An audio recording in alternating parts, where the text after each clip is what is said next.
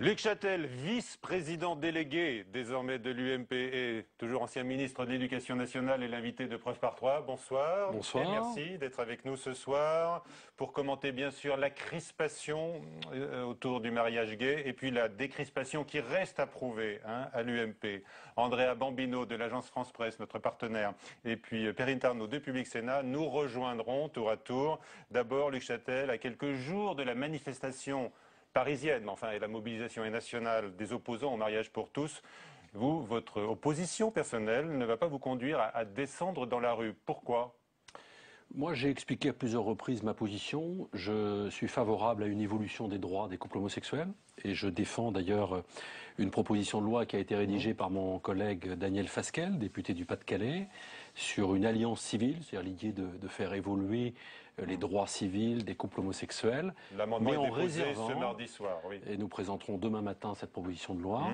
Mais je souhaite réserver le mariage à des couples hétérosexuels. Je ne suis pas favorable à l'adoption. Vous ne descendez pas dans la rue, c'était ma question. Parce que, si vous voulez, je crois que ce sont des sujets très personnels sur lesquels chacun trouve ce moyen d'expression. Voilà, je pense. C'est pas la place d'un parlementaire, par exemple, défiler dans la rue. Je n'adhère pas à cette idée. Je pense qu'au contraire, les parlementaires ont toute leur place.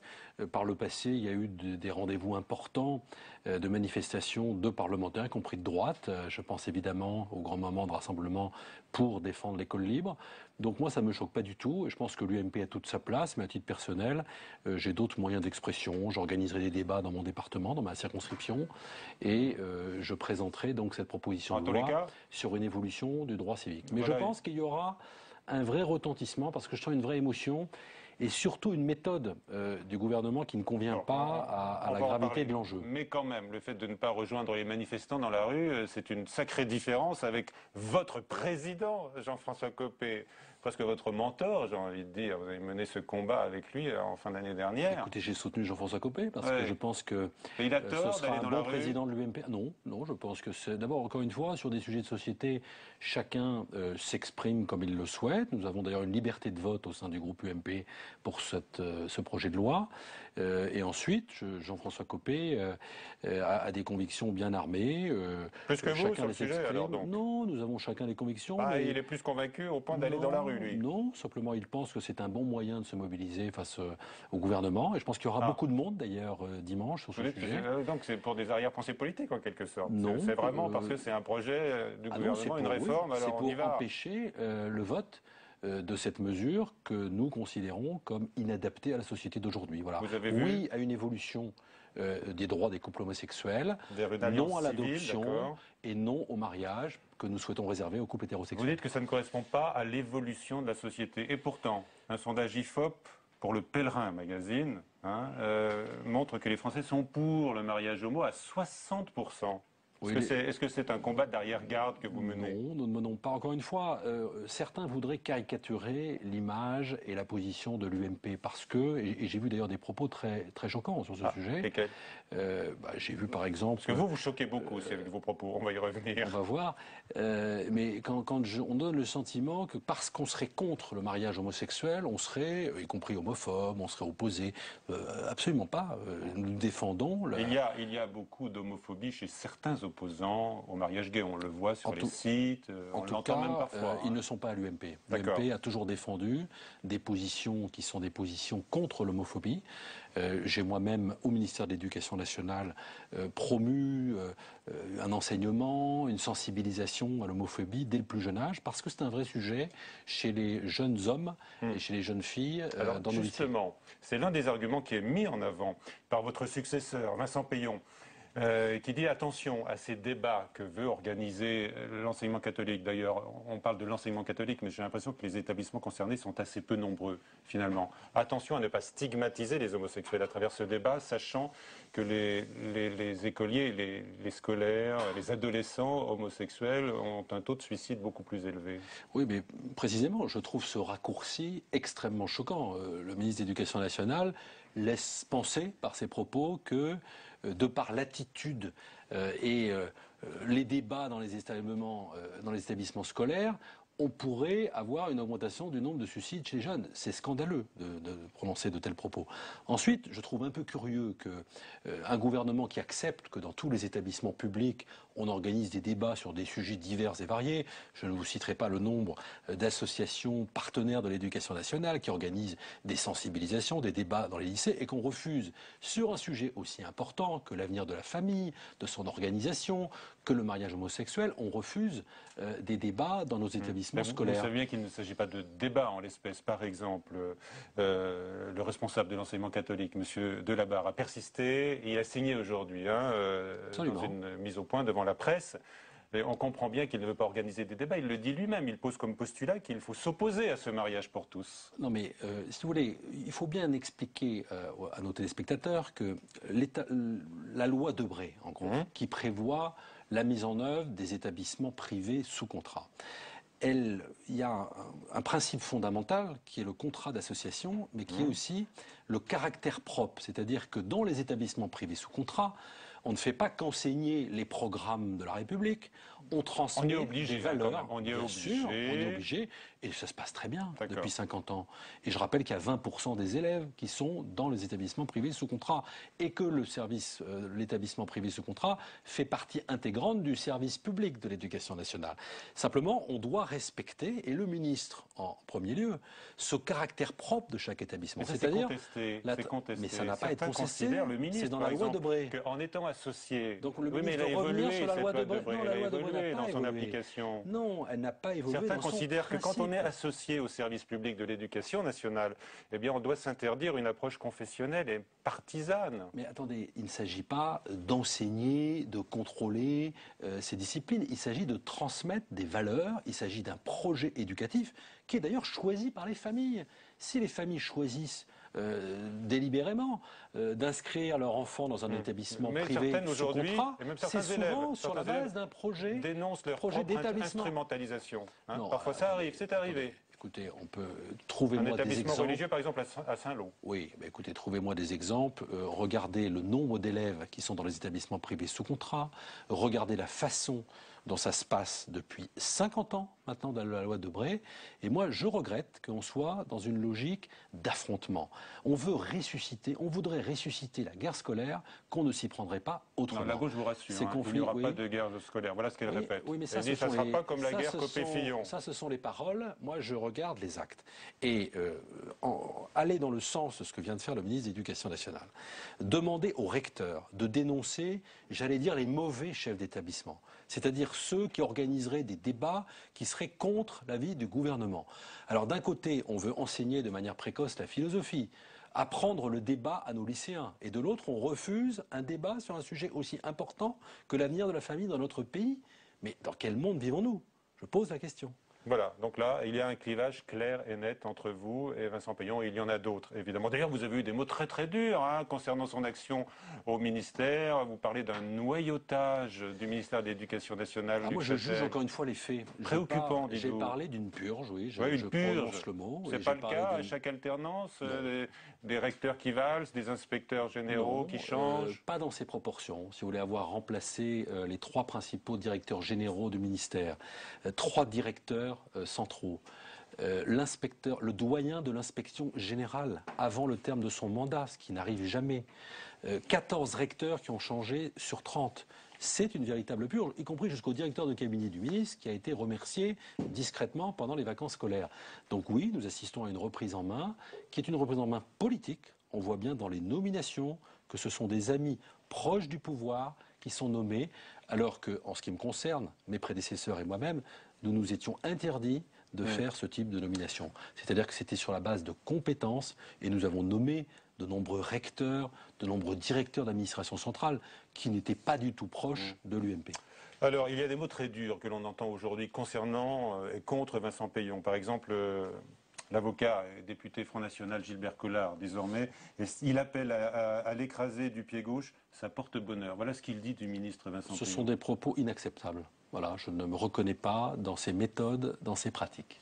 Vous parlez d'une purge politique au ministère de l'Éducation nationale. Est-ce que certains élus de droite font de la résistance contre la réforme des rythmes scolaires? Il y a la moitié des communes en France aujourd'hui qui ont des problèmes matériels, bien sûr, qui sont confrontés à des difficultés d'organisation, qui ne vont pas encore passer à la prochaine rentrée de septembre à la semaine de 4 jours et demi. Est-ce qu'il y a aussi des résistances politiques dans Les élus certains ne font départements? pas de la résistance politique. Les élus qui vont être chargés de mettre en œuvre cette réforme, ils constatent les freins et ils constatent le manque de concertation.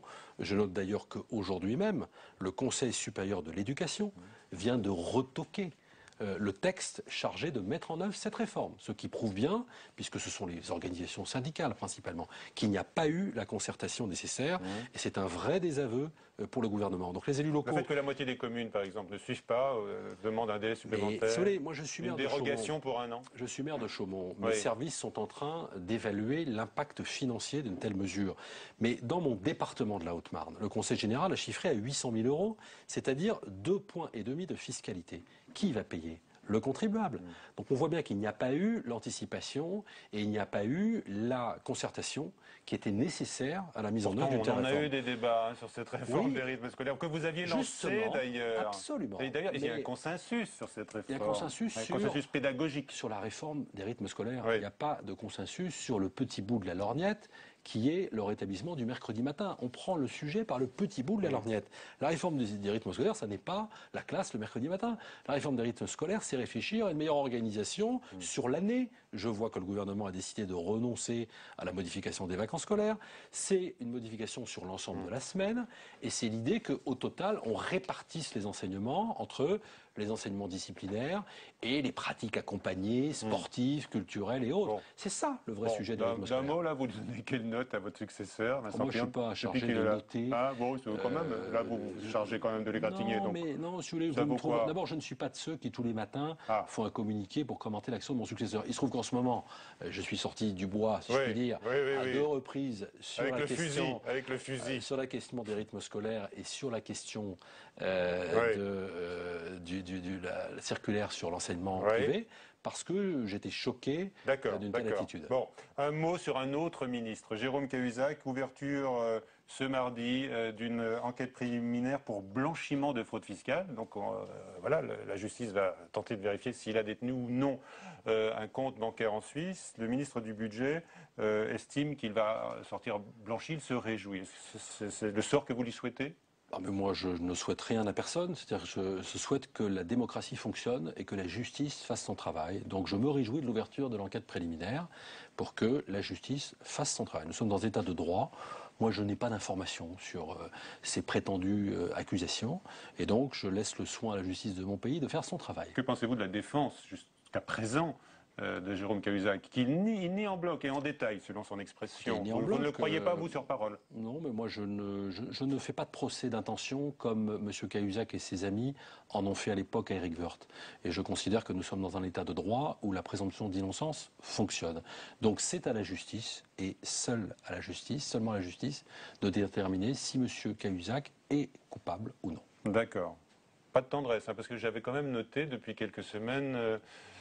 une certaine réserve de la droite, à ne pas l'accabler dans cette situation. C'est certain que nous n'avons pas été sur la ligne du Parti socialiste du temps de l'affaire d'Éric Woerth, où plus d'une vingtaine de questions ont été posées à l'Assemblée nationale sur ce sujet en quelques semaines. La moitié d'entre elles exclusivement par le président du groupe socialiste de l'époque, Jean-Marc Ayrault. Voilà. J'aurais aimé que M. Ayrault et ses amis aient la même délicatesse que nous avons aujourd'hui vis-à-vis de M. Cahuzac. La présomption d'innocence existe. Vous n'allez pas jusqu'à regretter la mansuétude exprimée, manifestée par vos amis vis-à-vis de Jérôme Cahuzac? Non, je ne crois pas qu'il s'agisse de mansuétude. Non. À la fois, on peut saluer les compétences, elles sont avérées d'un adversaire politique, et en même temps est intransigeant sur le fonctionnement démocratique. La justice fait son travail, et c'est elle seule qui décidera de la suite des événements. Alors, Luc Châtel, je vous regarde. Est-ce que vous avez une tête de doublon? Apparemment, peut-être pas plus que Valérie Pécresse. Voici donc aujourd'hui la nouvelle direction collégiale de l'UMP. Après cette longue guerre pour la présidence, on en parle avec notre confrère de l'AFP, Andrea Bambino, dans un instant. Juste avant le point, donc, sur cette nouvelle structure, superstructure, on va dire l'organigramme à deux têtes, Sandra Cerqueira. Est-ce que j'ai une tête de doublure, monsieur El Kabbach? Définition du mot doublure. remplacer quelqu'un si besoin. Alors Valérie Pécresse est-elle condamnée à jouer la remplaçante? Dans les faits, la filloniste sera secrétaire générale déléguée de l'UMP, le double d'une autre blonde, Michèle Tabarot, proche de Copé, elle aussi secrétaire générale. 2 personnes pour un poste et pour un seul maître. Tout ça pour que les 2 camps soient représentés, c'est la direction partagée prévue par le pacte de paix scellé en décembre dernier. Idem du côté des vice-présidents, Laurent Wauquiez, le filloniste, sera vice-président aux côtés de Luc Châtel. Une vraie armée mexicaine pour qui travailler ensemble ne sera pas une mince affaire. Ça signifie des conditions de rassemblement, de telle sorte que chacun qui s'exprime à l'UMP, que chacun qui a envie de faire entendre sa voix à l'UMP et qui est légitime pour le faire au sein de la direction de l'UMP, puisse trouver sa place. Le camp Fillon veut la trouver sa place et ne pas faire de la figuration. Mais les copéistes se sentiraient plus légitimes, allant jusqu'à assurer que malgré les apparences, les fillonistes n'auront aucun pouvoir, que Jean-François Copé va même tout faire pour les marginaliser. À l'UMP, face caméra, tout le monde assure, main sur le cœur, vouloir sortir de la crise, mais en coulisses, l'ambiance est encore lourde. Et si ça dégénère, l'ancien Premier ministre pourrait ne pas dissoudre son groupe à l'Assemblée, le RUMP. Bien évidemment que ça a été un moyen de pression, puisque si ce groupe n'avait pas existé à l'Assemblée nationale, je ne suis pas certain que nous serions parvenus à un accord. Donc ça a été nécessaire. Très certainement, il aurait été préférable de ne pas devoir en arriver là. Mais voilà, les choses sont ce qu'elles sont. Donc maintenant, il faut tourner cette page. Sauf qu'il n'y a pas que les fillonistes à contenter, il faudra aussi laisser des postes aux non-alignés et aux représentants des différentes motions. L'unité de la famille UMP, ce n'est pas encore pour demain, d'autant qu'il faut aussi organiser le nouveau scrutin d'ici fin septembre. Voilà, Andrea Bambino de l'agence France Presse est avec nous. Luc Châtel, bonsoir Andrea. Monsieur Châtel, bonjour. Jean-François Copé et François Fillon se sont vus aujourd'hui pour peaufiner leur accord. Est-ce que vous pouvez nous dire que les choses ont avancé ? Oui, les choses ont avancé. D'après mes informations, cette réunion s'est vraiment bien passée, c'est-à-dire dans une bonne ambiance de confiance mutuelle et prospective, c'est-à-dire que François Fillon et Jean-François Copé ont travaillé sur l'organigramme de l'équipe qui, dans les prochains mois, va gérer l'UMP. Voilà, donc l'idée, c'est effectivement que nous ayons une direction collégiale, c'est les termes de l'accord qui a été signé fin décembre dernier, avec des représentants des 2 candidats, Jean-François Copé et François Fillon, aux postes importants de fonctionnement du parti, par exemple les fédérations, par exemple les élections, le projet et autres. Il faut des fillonistes à la commission d'investiture, par exemple, c'est ce qu'ils réclament. Bien sûr, c'est normal. D'abord, c'est déjà le cas, si vous voulez. Il faut voir que la commission d'investiture, c'est une commission qui comprend de nombreux élus, représentant différentes sensibilités et qui travaillent déjà depuis de nombreuses années, qui y siègent et qui représentent déjà ces différentes sensibilités. Concrètement, qu'est-ce qui reste à régler aujourd'hui ? Écoutez, je ne crois pas qu'il y ait beaucoup de choses à régler, si ce n'est peaufiné ici ou là. Alors pourquoi vous n'annoncez pas un nouvel organigramme ?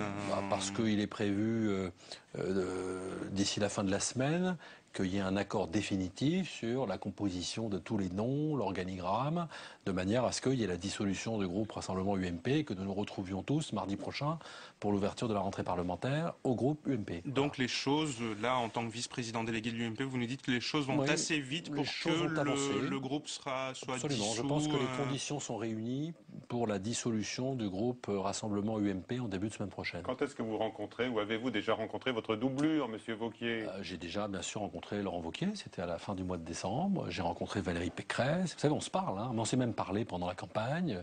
Nous avons débattu pendant les campagnes. On s'est parlé aussi pendant la période de crise. Il ne faut pas croire non plus qu'on est dans des camps retranchés. Ah mais c'était très visible quand même. Il y a eu une guerre de tranchées, vous ne pouvez pas le nier. Bien sûr, mais il y a eu une période dont on se serait volontiers passé, je vous l'accorde. Mais en même temps, nous avons travaillé dans les mêmes gouvernements. Vous savez, Valérie Pécresse et Laurent Wauquiez, d'ailleurs, étaient tous les 2 ministres de l'enseignement supérieur quand j'étais ministre de l'Éducation nationale. Donc on a un tout petit peu l'habitude de travailler ensemble. Laurent Wauquiez sera votre égal à l'UMP. Il sera vice-président, effectivement. Donc, égal. Oui, égal, oui, nous serons tous les 2 Et vous êtes vice-président délégué, il est au-dessus de vous, en dessous de vous. Quand vous prenez une décision, vous devez l'associer. Comment ça va fonctionner ? Je ne suis pas sûr que ça passionne les téléspectateurs. Il se trouve que moi, je suis vice-président délégué statutairement. C'est-à-dire que lorsque les statuts de l'UMP prévoient que le président élu est élu dans un ticket qui comprend un vice-président délégué, qui est le numéro 2 du parti, en l'occurrence votre serviteur, et un secrétaire général. Il a été convenu dans l'accord qu'ont signé François Fillon et Jean-François Copé que nous créons un poste supplémentaire de vice-président et un poste de secrétaire général délégué qui seront occupés respectivement par Valérie Pécresse. Mais alors pour être précis, vous estimez, vous présentez à nous ce soir comme vice-président délégué légitimement élu. Bah oui, parce que c'est le terme de l'accord qui a été signé. L'élection a été validée. Simplement, Jean-François Copé. Donc c'est pas d'égal à égal. Vous êtes légitimement élu par rapport à votre doublure. Non, mais attendez, il n'y a pas deux catégories d'élus. Maintenant, il y a une direction qui se met en place, et cette direction, elle a vocation à rassembler, à fédérer, pour qu'enfin on puisse se mettre au travail. Et nous avons un gros travail à accomplir, qui est d'abord celui d'être force d'opposition. On voit bien sur un certain nombre de sujets que nous devons être plus présents. Nous avons bien sûr l'arrivée au Parlement du projet de loi sur le mariage gay, mais il y a aussi les questions économiques, les questions budgétaires, il y a à s'opposer à la politique du président de la République, il y a à préparer les prochaines élections municipales, qui sont maintenant dans un an c'est demain, ça veut dire que les équipes municipales qui vont travailler sur leur projet doivent s'organiser, se structurer, donc il faut bien commencer à réfléchir à nos investitures et à notre projet. Et puis enfin, il y a, et j'ai appelé à cela dans une tribune que j'ai publiée à la fin du mois de décembre, à organiser la refondation idéologique de notre parti. Nous avons besoin, et j'allais dire l'opposition, ça sert aussi à cela, nous avons besoin de repenser en quelque sorte la droite sur tous les principaux sujets. Est-ce que nous sommes à la hauteur des défis du monde d'aujourd'hui? Est-ce que nous sommes capables de répondre aux attentes des Français? Voilà, c'est un beau chantier une refondation auquel, en tout cas, je contribuerai en tant que vice-président, mais aussi en tant qu'animateur de la sensibilité humaniste et libérale. C'est une volonté qui renvoie justement aux fractures de la campagne pour la présidence de l'UMP, Andrea. Jean-Pierre Raffarin, sur son blog hier, a parlé de faire un droit d'inventaire de la présidence de Nicolas Sarkozy. Est-ce que vous partagez ce sentiment? Est-ce qu'à côté de cette refondation idéologique, il faut faire le droit d'inventaire du sarkozysme? Si nous devons nous projeter vers l'avenir, c'est-à-dire travailler sur cette refondation idéologique, forcément, nous devons réfléchir à la façon dont nous avons exercé les responsabilités, ce que nous avons fait de bien, de très bien, de moins bien. Seulement, il ne s'agit pas de faire un procès. Il s'agit de réfléchir comment notre projet doit s'adapter au monde du XXIe siècle et comment une grande force de centre-droit peut proposer un projet attractif aux Français. Voilà. Et en ce qui me concerne, je serai très actif sur ces questions parce que je souhaite que les idées libérales et humanistes trouvent une place la plus large possible au sein de l'UMP. Cet inventaire, il peut porter sur quoi? Sur quel thème? Mais il ne s'agit pas à l'avance de décider quels sont les sujets sur lesquels on va regarder, on va scruter. Il s'agit plutôt, lorsque nous élaborerons notre pensée, de réfléchir comment nous avons traité ces questions ces dernières années, ce que nous avons bien réussi, ce que nous avons moins bien réussi. Donc, encore une fois, pas de procès, mais une refondation idéologique. Qu'est-ce que vous avez bien réussi, qu'est-ce que vous n'avez pas bien réussi ces dernières années? D'abord, je pense qu'on a bien réussi l'adaptation, la modernisation de notre pays. Comme vous voyez sur un certain nombre de grands sujets, nous avons réalisé des réformes difficiles qui ont été à l'époque courageuses parce qu'elles ont suscité naturellement de l'inquiétude. Je parle évidemment de la réforme des retraites, je parle de la réorganisation de l'État et de la non-reconduction de fonctionnaires partant en retraite, des réformes qui étaient difficiles mais qui étaient nécessaires. Donc voilà des exemples de réformes que nous avons menées à bien, mais encore une fois, nous devrons repenser notre projet globalement, sujet par sujet. Ça me semble très important. Il y a des choses qui ont été moins réussies. Jean-Pierre Raffarin, lui, a regretté la stratégie de clivage de Nicolas Sarkozy, cette droitisation qui a eu lieu.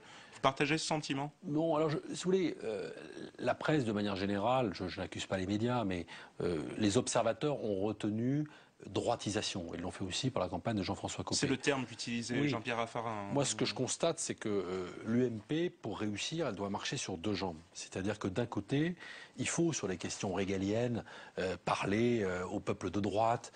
Il faut une droite forte, une droite populaire, des mouvements qui existent au sein de notre parti. Mais en même temps, on voit bien, et on l'a vu dans le vote pour les motions au moment du rendez-vous du 18 novembre, on voit bien qu'il y a un équilibre, il y a un autre pôle au sein de l'UMP. Et ce pôle, il est incarné par les valeurs libérales, par les valeurs sociales, par les valeurs européennes, que moi je souhaite défendre, qui sont des valeurs qui demain nous permettront de reconquérir le cœur des Français. Et justement, Jean-François Copé a été reçu par le Conseil français du culte musulman aujourd'hui, qui a finalement retiré sa plainte après les propos de Jean-François Copé sur ce garçon qui se fait arracher un pain au chocolat pendant le ramadan. Est-ce que vous avez été à l'aise avec ça, vous? Bien sûr, j'ai été à l'aise parce que c'était une remontée de terrain d'un élu maire de Meaux, ville dans lesquelles il y a 57 nationalités dans certains quartiers. Et donc, le devoir d'un élu aujourd'hui, c'est de faire remonter ce qui se passe sur le terrain, ce que vivent les Français. J'ai lu d'ailleurs avec beaucoup d'intérêt que certains philosophes, j'ai lu Alain Finkielkraut, ne contestent pas cette idée, disent qu'évidemment que ça existe. Le racisme anti-blanc, évidemment que ça existe. Et le rôle des politiques, c'est évidemment de dénoncer cela, et c'est de monter au créneau. Simplement, ces propos-là, ils ont été, oui, je n'ai pas peur de le dire à un moment, caricaturés, et ça a pu aboutir à des réactions inverses dans l'autre sens, parce que les propos avaient été caricaturés. Qu'est-ce qui a été caricaturé dans ces propos? Jean-François Copé, aujourd'hui, parle de contresens. Pourquoi ne l'a-t-il pas dit plus tôt? Et en quoi il y aurait un contresens? Je suis désolé de vous dire qu'il l'a dit à plusieurs reprises. Simplement, il y a un moment où une certaine classe politique, ou j'allais dire médiatico-politique, ne veut pas entendre. Voilà, et qu'on hurle avec les loups et qu'on n'écoute même plus. Simplement, ces propos-là, ils ont été reçus 5 sur 5 par ceux qui, tous les jours, sur le terrain, dans leur cage d'escalier, dans leur quartier difficile, en fait, vivent cela. Parce qu'un jeu de rôle, vous nous avez dit, il faut être à l'unisson de ce que disent les gens sur le terrain. Ah, je pense que le rôle des responsables politiques, c'est de dénoncer pour mieux combattre et pour mieux apporter des solutions. Donc si vous commencez par nier des phénomènes, vous êtes mal placé pour réformer le pays, pour l'adapter et pour apporter des solutions. Est-ce que vous êtes déçu par le score de votre motion France moderne et humaniste qui arrive 3e du vote des adhérents, Écoutez, derrière la droite sociale et derrière la droite forte? Écoutez, nous représentons près d'un 5e de l'UMP, ce qui est une force, une sensibilité importante. Alors si vous me demandez si on aurait aimé faire un score meilleur, la réponse est oui. On est toujours déçu quand on fait un peu moins que ce qu'on a espéré. La vérité, c'est que sans doute que notre force, à savoir notre capacité à rassembler des responsables politiques qui soutenaient et Jean-François Copé et François Fillon a été un peu notre faiblesse dans cette campagne, puisque le même jour, on avait l'élection pour la présidence et l'élection pour les motions. Et que d'autres motions ont préféré peut-être davantage se marquer avec un candidat. Donc c'est vrai qu'à France Moderne Humaniste, nous avons à la fois des gens comme moi qui ont soutenu Jean-François Copé ou comme Jean-Pierre Raffarin, mais nous avons aussi des gens comme Jean Leonetti ou comme Dominique Bussereau qui étaient avec François Fillon. Donc un problème de lisibilité quelque part. Peut-être que ça a manqué de lisibilité et perturbé ici ou là, mais ça n'empêche pas que nous incarnons un courant de la vie politique française qui est un courant très ancien et qui doit vivre davantage au sein de l'UMP. Et nous allons nous organiser en mouvement, c'est-à-dire en courant, au sein de l'UMP, pour faire vivre ses valeurs, pour défendre ses idées, parce qu'en plus je suis convaincu que la reconquête du pays par l'UMP passera par ses idées libérales et humanistes. Partout dans le monde, les gouvernements de centre-droit ont conquis le pouvoir et dirigent leur pays par des idées libérales et humanistes. Comment vous expliquez le succès de la droite forte Je pense qu'il y a... il y a eu la volonté de s'inscrire dans la campagne de Nicolas Sarkozy, un peu peut-être la nostalgie de Nicolas Sarkozy, la jeunesse, la force de leur campagne aussi. Il faut reconnaître quand des adversaires politiques, en l'occurrence, enfin des concurrents, font des campagnes très actives. Voilà, et sur le fond, leurs propositions, ils proposaient par exemple d'interdire le droit de grève des enseignants. Vous, en tant qu'ancien ministre de l'Éducation nationale, moi, je me suis exprimé déjà pour indiquer que j'étais en total désaccord avec ces propositions, mais je préfère que ces débats aient lieu au sein de l'UMP plutôt qu'à l'extérieur. Et c'est ça la force des motions, des mouvements, de la diversité de l'UMP qui a été voulue par Jean-François Copé. Je rappelle que c'est Copé, secrétaire général de l'UMP, qui a accepté de mettre en œuvre cette diversité qui avait été voulue dans nos statuts en 2002, mais jamais appliquée. Moi, je pense que c'est une force. L'UMP, c'est pas le caporalisme. L'UMP, c'est pas tout le monde sur le petit doigt de la couture du pantalon. L'UMP, c'est pas tout le monde pense tout le monde pareil, tout pareil. C'est la diversité. Il y en a qui sont plus à droite sur l'échiquier politique, il y en a qui sont plus libérales, européens, c'est mon cas. Eh bien, nous sommes d'accord sur l'essentiel, mais sachons faire de nos différences une force dans la reconquête. Encore un mot à propos de ce que vous disiez tout à l'heure, le rejet massif du décret sur la réforme des rythmes scolaires par le Conseil supérieur de l'éducation. Est-ce que ça condamne définitivement, ou en tous les cas pour la prochaine rentrée, la semaine de 4 jours et demi? Je pose la question à l'ancien ministre. Écoutez, le Conseil supérieur de l'éducation n'est que consultatif. Oui, donc c'est au ministre de décider de sa suite. Simplement, pour un gouvernement qui nous avait expliqué qu'il faisait de la concertation une étape préalable indispensable, c'est un peu difficile maintenant d'expliquer qu'il va obliger les communes, sauf exception, à mettre en œuvre une disposition qui est rejetée par tous les syndicats dès la rentrée prochaine. D'accord. Allez, ultime question, on parle des finances. Il y aura une nouvelle élection à l'UMP en septembre. Si Jean-François Copé est candidat, est-ce que vous serez sur son ticket? Écoutez, septembre c'est loin et 8 mois en politique c'est long. Donc nous verrons d'abord si Jean-François Copé est candidat. Vous le souhaitez et ensuite, écoutez, je pense qu'il sera un bon président de l'UMP. Donc je pense que... Comme le dit Alain Juppé. Mais c'est à lui et à lui seul, et je ne veux pas lui mettre quelconque forme de pression. Donc c'est à lui de décider le moment venu, pas maintenant. Donc nous verrons, travaillons. Mettons-nous au travail dans les conditions que j'ai indiquées tout à l'heure, de manière rassemblée et collégiale. Et puis cet été, on verra qui est candidat, qui fait quoi, comment on s'engage, avec qui, derrière quel projet. Bon. C'est pas le moment. Notre petit doigt, Andrea, nous dit qu'il sera un nouveau candidat. Hein. Merci, cher confrère. Perrine Tarnaud va nous rejoindre dans un instant, Luc Châtel. Mais d'abord, eh bien, on va suivre ce portrait de vous réalisé par Marie Brémaud aux sources de l'engagement dans votre enfance. Tout jeune déjà, Luc Châtel se rêvait un grand destin en admirant les posters de Valéry Giscard d'Estaing qui ornaient sa chambre. Ce fils d'une famille d'industriels de la métallurgie de la Haute-Marne avait à peine 10 ans. Alors, quand ce jeune étudiant vient frapper à la porte de Gérard Longuet pour embrasser une carrière politique, ce dernier lui dira « Apprends d'abord un métier ». Le bon sens, c'était de gagner sa vie d'abord et surtout de ne pas être un apparatchik, quelqu'un qui dépend des institutions politiques, des collectivités locales ou d'un parti, qu'il puisse exister par lui-même. C'est ainsi que Luc Châtel gravira les échelons chez L'Oréal pendant 12 ans. De cette expérience dans le privé, il va en tirer une grande leçon. Le pire, c'est de ne pas savoir. Le pire, c'est de ne pas avoir anticipé. En politique, cela se traduit par une saine inquiétude. Et je trouve que ça lui correspond assez bien. C'est-à-dire c'est so far so good. Jusque-là ça va, mais tout peut être remenacé. Sous ses apparences d'homme tranquille, Luc Châtel serait donc en fait un grand angoissé.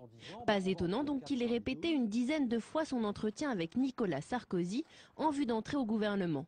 Au président, il se vend comme le ministre du pouvoir d'achat, l'argument séduit. En juin 2007, à 43 ans, il devient secrétaire d'État à la consommation. Durant 5 ans, il exerce des fonctions gouvernementales. Alors, est-ce que la politique l'a changé? Je pense que la politique a révélé sa personnalité. Sa personnalité, c'est d'être un homme de conviction et un homme de conciliation. Il est les deux à la fois. Son avenir, il le voit toujours en politique, à moins que le club du PSG, dont il est fan, ne lui fasse un jour les yeux doux. Voilà. Perrine Tarnaud, bonsoir. Perrine. Bonsoir Michel. Vos questions politiques. Le problème, c'est qu'il y a de la concurrence au PSG aujourd'hui. Et footballistique. Ouais, mais comme beaucoup d'hommes politiques, vous aimeriez faire votre reconversion dans le foot? Non, j'ai jamais vraiment songé, mais c'est vrai que je suis passionné de foot. Mais moi, PSG, depuis 1975, donc ça fait un petit moment, quoi. So far so good, c'est votre devise? C'est pas mal. C'est pas mal. Ouais, mais est-ce que vous aimez, vous, l'instabilité permanente? Rien n'est jamais acquis. C'est pas que j'aime, c'est que d'abord c'est la vie. Hein, et je pense que moi j'ai effectivement beaucoup appris. Je trouve votre reportage assez juste sur ce point. C'est que j'ai beaucoup appris du monde de l'entreprise, en particulier de l'entreprise dans laquelle j'étais, qui transmet cette culture, qui est de dire cette saine inquiétude. Vous savez, c'est le syndrome du commandant de bord. C'est-à-dire que tous les clignotants sont au vert, mais vous savez, un commandant de bord, en permanence, recalcule ces instruments pour être certain qu'il n'y a pas eu d'erreur et pour anticiper toute erreur possible. Et donc le syndrome du commandant de bord, c'est quoi? C'est que tous les clignotants sont au vert, et puis d'un coup vous vous dites qu'est-ce qui peut m'arriver, qu'est-ce que j'ai pas anticipé, qu'est-ce que j'ai mal fait.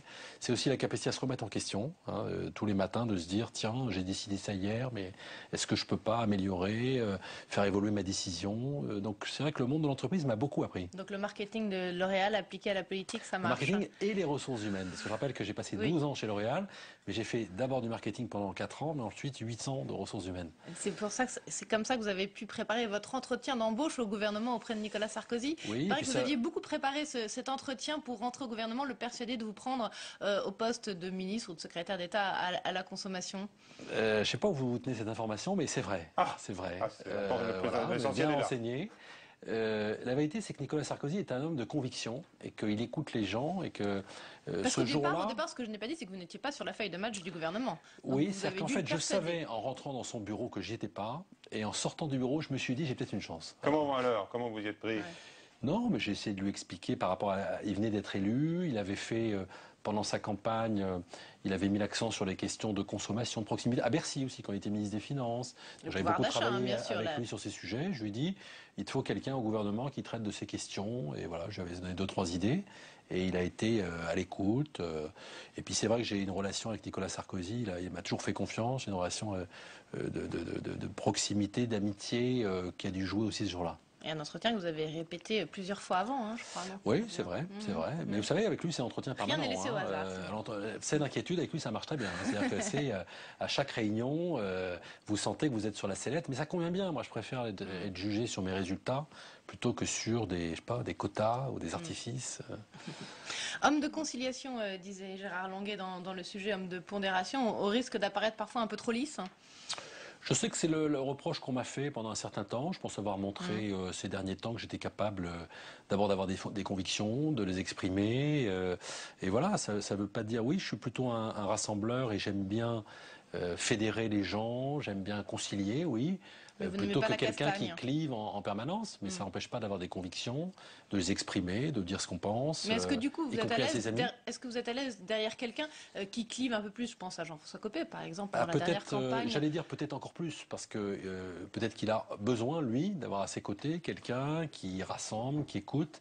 Et puis, si vous voulez, l'avantage avec Jean-François, c'est qu'on se connaît depuis très longtemps et qu'on se parle très franchement. Voilà, et je sais qu'il m'écoute, je sais que je fais partie des gens quand je dis quelque chose que voilà, il réagit pas forcément sur le moment, mais il enregistre et je vois qu'il agit. Voilà. C'en est fini totalement aujourd'hui de l'aventure de la bande des mousquetaires. C'est la bande de cadras que vous formiez avec Jean-François Copé, Valérie Pécresse, Christian Jacob, François Baroin, manifestement, c'en est fini. Oui. Vraiment fini. La primaire de l'UMP a laissé des traces assez violentes. Je pense notamment à Jean-François Copé et François Baroin. Assez violentes.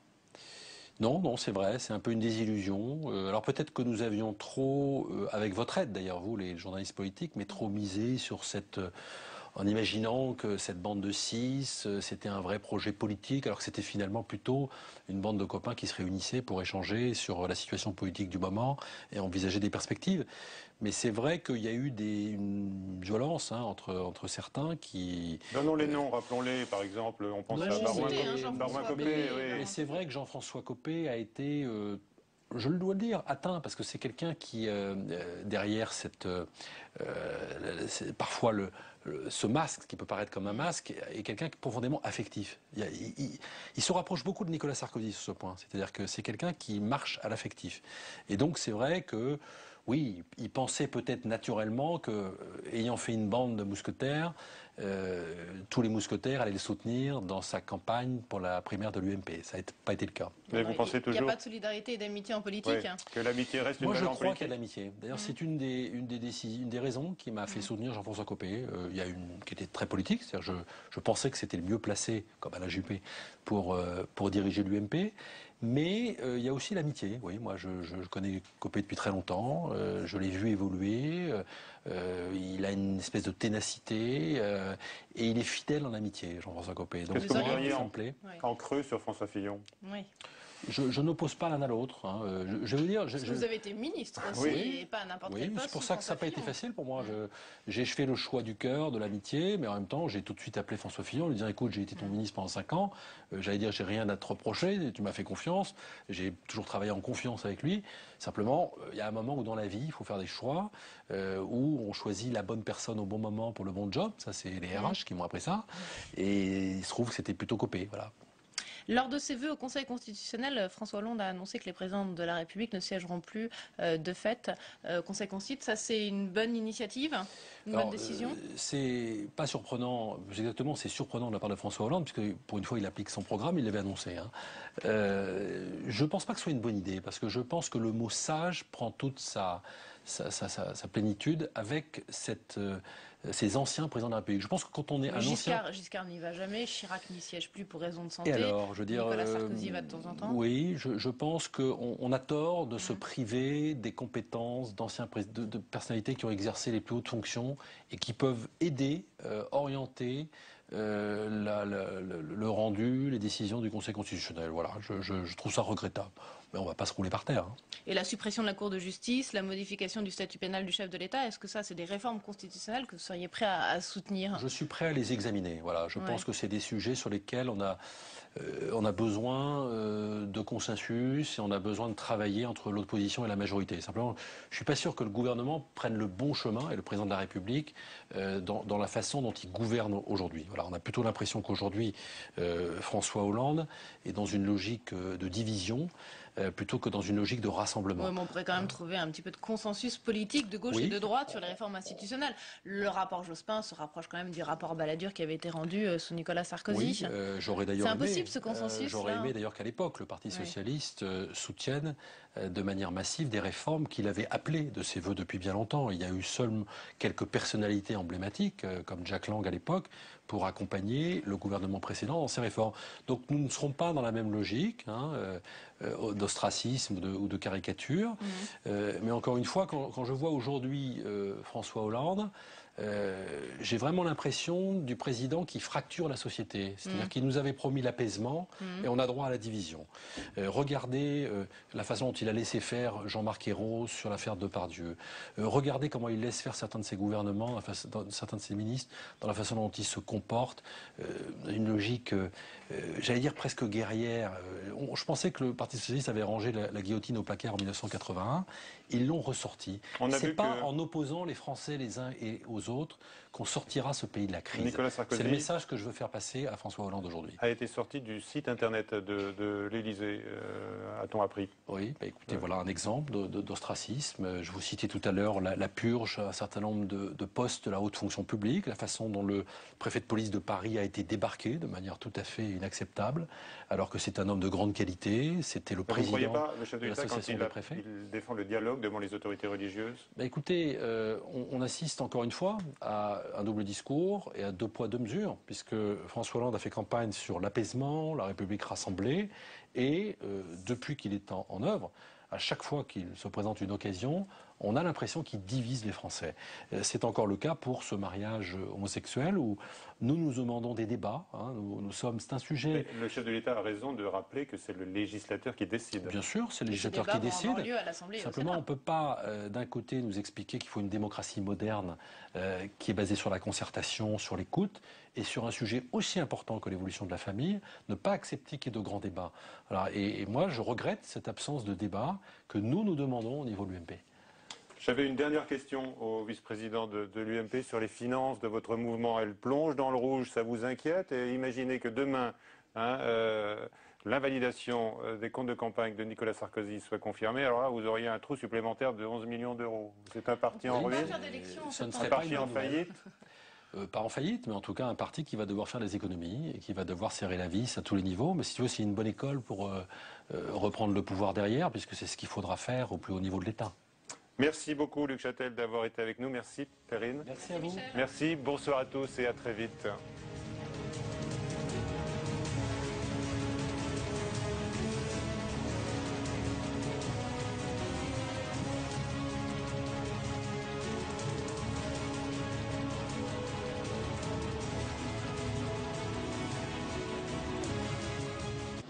Drancy a été gardé par des gendarmes français, géré par des fonctionnaires français.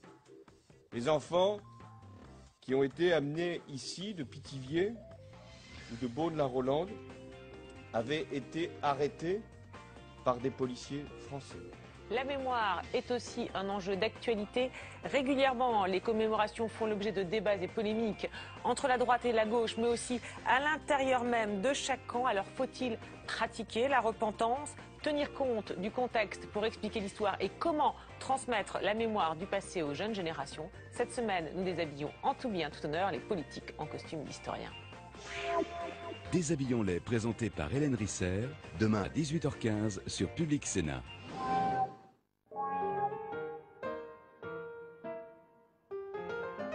Anniversaire, mariage, naissance, au fil des années, ils ont filmé leur famille dans ces appartements tout neufs où ils avaient emménagé.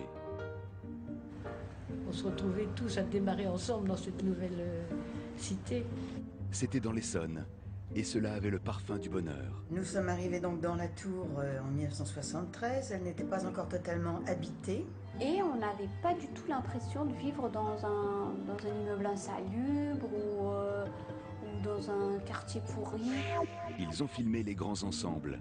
Samedi à 15h15 sur Public Sénat.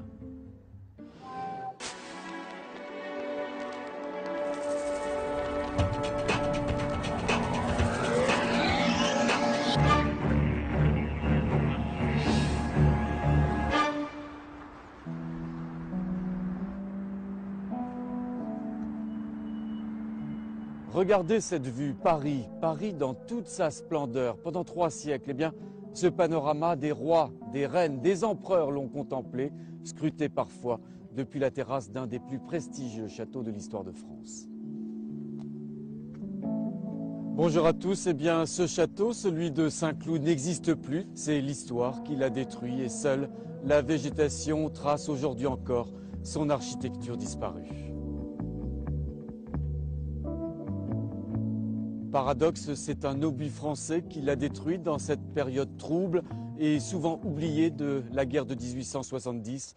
Tout s'est passé très vite le 13 octobre de cette même année, une année maudite, une année terrible. Marie Lebon. Juillet 1870, Français et Prussiens entrent en guerre. Une guerre de mouvement rapide et brève. Aujourd'hui oubliée, ses origines restent confuses et pourtant quelques épisodes demeurent dans la mémoire collective. La bataille de Gravelotte, près de Metz, oppose 8000 cavaliers français et prussiens. La capitulation de Sedan, qui entraîne le 2 septembre la chute du Second Empire et l'exil de Napoléon III.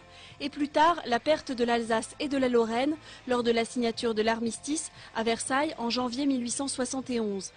Autre conséquence immédiate, le chancelier Bismarck et ses troupes encerclent la capitale. C'est le siège de Paris, les Parisiens trouvent refuge à l'abri des fortifications, mais très vite les pénuries alimentaires se multiplient.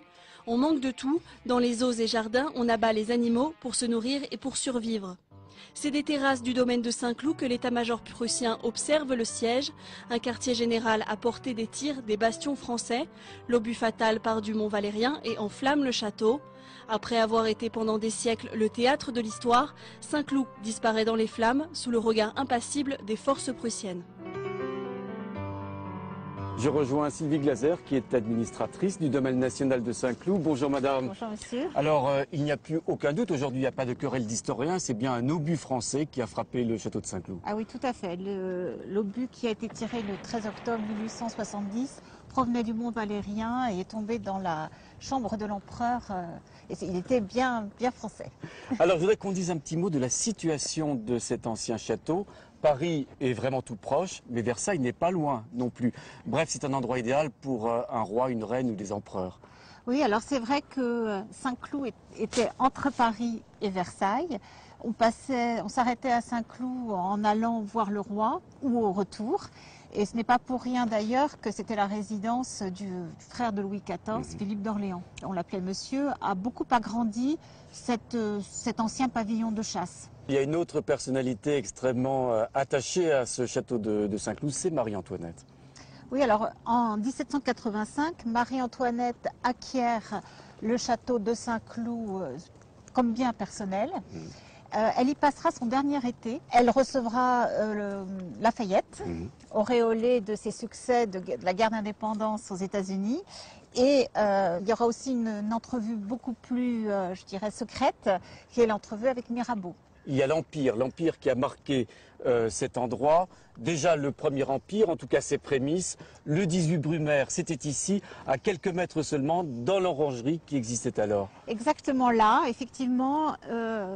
Bonaparte, à l'époque, attendait dans une des ailes du château. Les deux conseils étaient réunis. Conseil des Anciens dans la galerie Apollon, Conseil des 500 dans l'orangerie. Il fait donner la garde. Les députés, qui étaient tous en toge, se précipitent à l'extérieur. Et quelques-uns un peu tétanisés, mais étaient finalement presque otages, on va dire, proclament eux aussi la démission du directoire. Bref, et c'est le consulat qui commence ici en tout cas, quasiment. Exactement. Le château de Saint-Cloud, c'est également le cœur battant du Second Empire en quelque sorte, Napoléon III. Alors Napoléon III a été proclamé empereur par le Senatus Consulte dans la galerie d'Apollon. Et ce n'est pas un hasard puisqu'il voulait effectivement s'inscrire dans la tradition du Premier Empire. On évoquait à l'instant la destruction de ce château de Saint-Cloud en octobre 1870. Le château qui est resté en ruine pendant des années après. Pendant plus de 20 ans, effectivement, la Troisième République hésite sur l'avenir à réserver à cette ruine, belle ruine quand même. Si le château a été finalement démoli en 1892, c'est aussi une décision politique. Il est trop chargé des souvenirs de la faillite de l'Empire, chargé des souvenirs de l'Ancien Régime. Pour cette République encore naissante et vacillante, c'est un risque politique qu'elle n'a pas envie de prendre. Parce que finalement, la destruction de ce château de Saint-Cloud et sa non-reconstruction, elle coïncide grosso modo à l'incendie des Tuileries à Paris, des Tuileries qui, elles aussi, n'ont pas été reconstruites. Oui, alors en 1883, les Tuileries sont rasées. En 1892, Saint-Cloud est rasé, le château de Bercy est rasé. On voit que c'est une période où quelque part, on décide progressivement, effectivement, d'éliminer tous ces souvenirs un peu, comment dire, un peu chargés, peut-être. Un peu chargés, voilà.